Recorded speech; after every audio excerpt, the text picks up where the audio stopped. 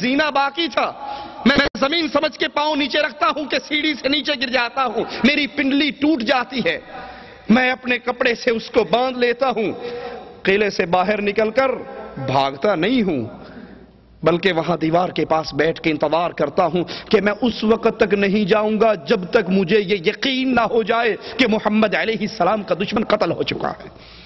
فجر ہوتی ہے، ایک یہودی دیوار پہ چڑھ کے اعلان کرتا ہے، میں ابو رافع یہودی کی موت کا اعلان کرتا ہوں۔ وہ اصل کاروائی کرنے والے سارے انتظار میں بیٹھے ہیں، کمانڈر صاحب کب آئیں تو حملہ کریں۔ یہ جا کر کہتے ہیں اس ظالم کا سر میں اکیلا ہی کاٹ آیا ہوں۔ رسول اللہ صلی اللہ علیہ وسلم کے پاس پہنچتے ہیں، اللہ کے نبی علیہ السلام کو اپنی ٹوٹی ہوئی پنڈلی دکھاتے ہیں، آقا اس پنڈلی پہ ہاتھ لگاتے ہیں، صحابی فرماتے ہیں پھر زندگی بھر اس میں کبھی درد بھی نہیں ہوا۔ یہ صحابہ کی محبت، یہ نبی کے ماننے والوں کا ترہ امتیاز، یہ ان کا طریقہ حیات۔ اور آج میرا اور آپ کا طریقہ کیا ہے؟ جانتے ہیں کہ ڈنمارک کے خبیثوں نے آقا کی یہ توہین کی ہے، لیکن اور کچھ نہیں کر سکتے، کم از کم ان کی مصنوعات کا بائیکاٹ ہی کر ڈالیں، اور کچھ نہیں کر سکتے، ان سے نفرت کا اظہار کرنے کا یہی طریقہ اپنا لیں کہ ان کے ملکوں کی بنی ہوئی چیزوں کو ہم خریدنے کے لیے تیار نہیں۔ کچھ تو اپنے ایمان کی حرارت کا ثبوت ہم بھی دیں۔ صحیح بخاری میں عبد الرحمن بن عوف رضی اللہ عنہ ارضا کا قصہ ہے، کہتے ہیں بدر کے لیے صفیں لگی ہوئی، میں دائیں طرف دیکھتا ہوں ایک نوجوان بچہ نظر آتا ہے، بائیں طرف دیکھتا ہوں انٹرینڈ ایک نوجوان بچہ نظر آتا ہے۔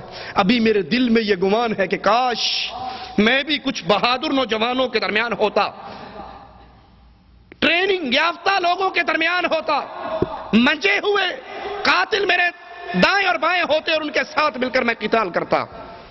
میرا تو دایاں بھی کمزور ہے، بایاں بھی کمزور ہے۔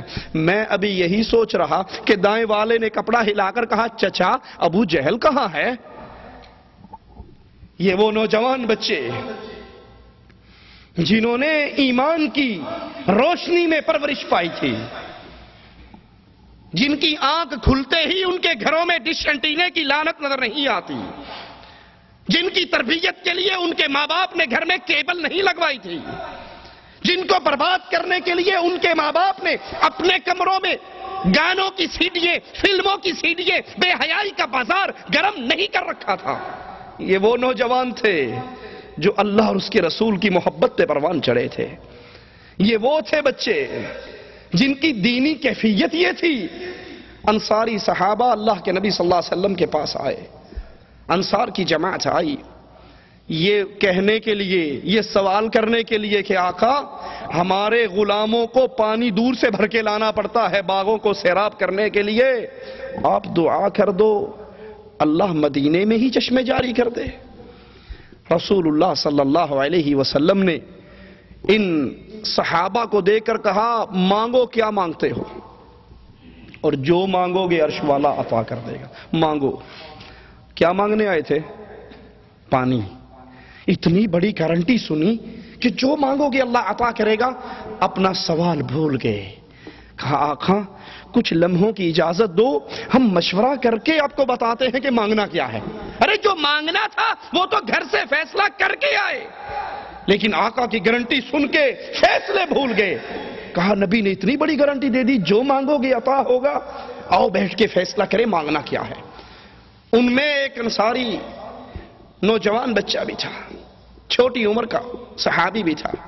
وہ کہنے لگا ارے پانی کے سوالیوں، پانی تو پھر بھی لایا جا سکتا ہے، جب آقا نے اتنی بڑی گارنٹی دی ہے کہ آج جو مانگو گے عطا ہوگا، تو آؤ پھر نبی کے پاس چل کے ایک ہی سوال کرتے ہیں، اللہ کے نبی دعا کرو اللہ ہم سب کے گناہوں کو معاف فرما دے۔ کہتے ہیں آقا ہم انصاریوں کے لیے دعا کر دو اللہ ہمارے گناہوں کو معاف فرمائے۔ نبی کے ہاتھ بلند ہو جاتے ہیں، اللہ انصار کو معاف فرما۔ وہ کہتے ہیں اللہ کے نبی ہمارے لیے دعا کریں، آپ فرماتے ہیں اللہ انصاریوں کے بیٹوں کو، انصاریوں کے پوتوں کو معاف فرما۔ وہ کہتے ہیں یا رسول اللہ دعا کرو اللہ ہمارے غلاموں کو بھی معاف کر دے۔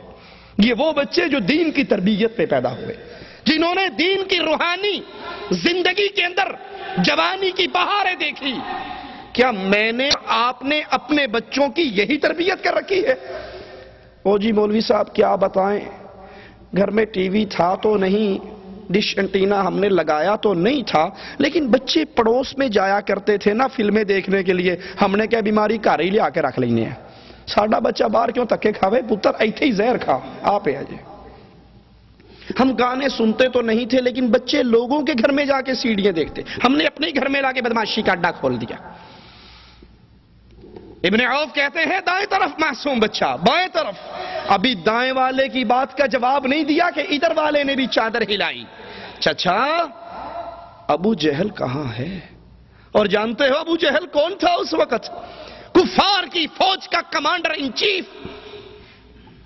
کہتے ہیں بھتیجو تم اس کا کیوں پوچھ رہے ہو؟ کہا چچا ہمیں پتہ لگا ہے کہ وہ ہمارے آقا کو گالیاں دیتا ہے، اور آج گھر سے چلتے وقت یہ فیصلہ کر کے آئے تھے یا گستاخ رسول زندہ رہے گا یا ہم زندہ رہیں گے۔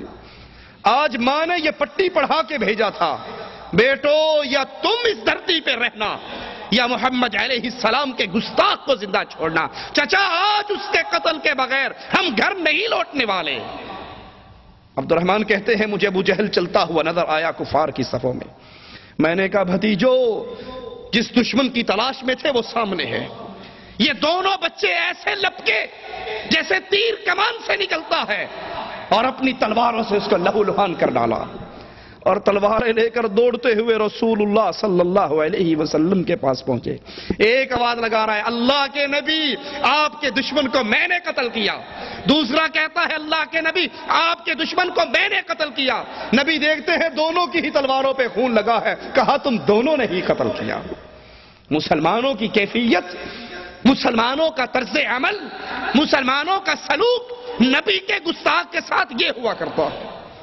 اور آقا علیہ السلام مکہ کو فتح کرتے ہیں، معافیوں کی بہاریں ہیں، جو آ رہا ہے معاف کر رہے ہیں، لیکن اپنے گستاخ کے بارے میں نبی اس دن بھی جس دن رحمت سیلاب کی طرح برس رہی تھی، بہ رہی تھی، اس دن بھی آقا کہتے ہیں 6 آدمیوں کا نام لے کر ان وجدتموہم تحت استار الکعبہ فاقتلوہم، ارے یہ میں ان کے نام لے رہا ہوں، اگر یہ تمہیں کعبے کے پردے کے پیچھے چھپے ہوئے ملے تو وہاں بھی قتل کر دینا۔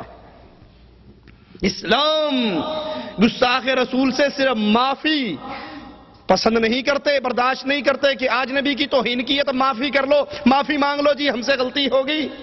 اور جب مسلمان کمزور ہوں، نبی کے دشمن سے انتقام نہ لے سکیں، تو پھر یاد رکھو اس وقت رب اپنے نبی کے دشمن سے انتقام لیا کرتا ہے۔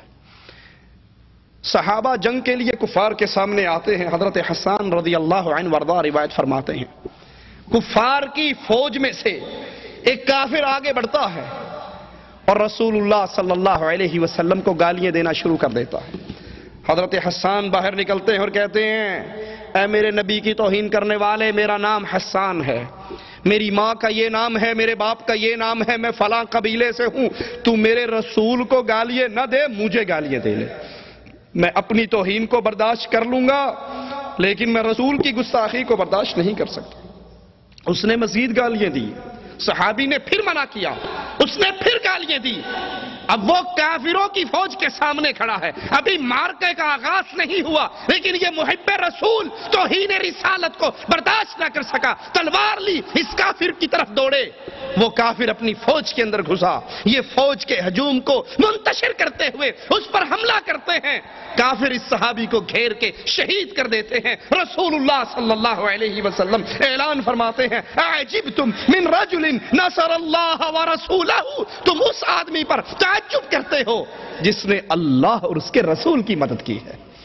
یہ رسول کی مدد میں، یہ رسول کی نصرت میں، یہ آپ کے دشمن کو مارنے کی کوشش میں بھاگنے والا اللہ کے دربار میں شہادت پا جاتا۔ ابو لہب کے بیٹے نے پیارے حبیب علیہ السلام کی توہین کی تھی، آپ کی طرف تھوکا تھا، تو رسول اللہ صلی اللہ علیہ وسلم نے کہا تھا اللہ اپنے کتوں میں سے ایک کتا محمد کے گستاخ کے اوپر مسلط کر دے۔ یہ شام اپنے باپ کے ساتھ قافلے کے ساتھ نکلا. جہاں پڑاؤ کیا وہاں پر کہنے والوں نے کہا رات کو یہاں سے درندے گزرتے ہیں, یہ درندوں کا گزرگاہ ہے. سوچئے ایک جملہ بڑا عجیب ہے. کافر ہے کہنے والا, ابو لہب ہے, کہتا ہے میرے بیٹے کی موت کی بد دعا مکے میں محمد رسول صلی اللہ علیہ وسلم نے کی تھی, مکہ میں ہے وہ, اور میں ڈرتا ہوں کہیں وہ بد دعا پوری نہ ہو جائے. کافر کو نبی کی بات پہ یقین, سوچیے اللہ کے لیے, کافر کو نبی کی بات پہ یقین ہے. مجھے اور آپ کو بھی اللہ کے رسول صلی اللہ علیہ وسلم کی باتوں پر یقین ہے. وہ کافر ہے لیکن اسے یقین ہے